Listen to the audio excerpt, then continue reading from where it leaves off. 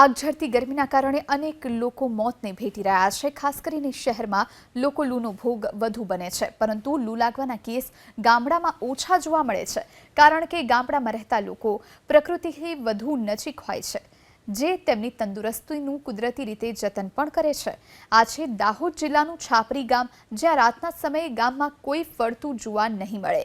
લોકો પોતાના ઘરની બહાર ખાટલા ઢાળીને પરિવાર સાથે પ્રાકૃતિક એસીનો લાભ લેતા હોય છે। ખુલ્લા વાતાવરણમાં પવન સારો આવતો હોવાથી લોકોને ઊંઘ પણ સારી આવે છે। આજે દાહોદ જિલ્લાની અંદર ગરમીનો પારો વધારે વધેલો છે, તો અંદર પંખા ઘરની અંદર હોય છે, પણ ડાબા મકાનો બધા ગરમ હોય છે, તો બધી હવા ગરમ આપે છે, તો બધા બહાર 10-11 વાગ્યા સુધી બેસી રહે છે। પછી પવન સારો આવે તો બધા ઊંઘી જાય છે।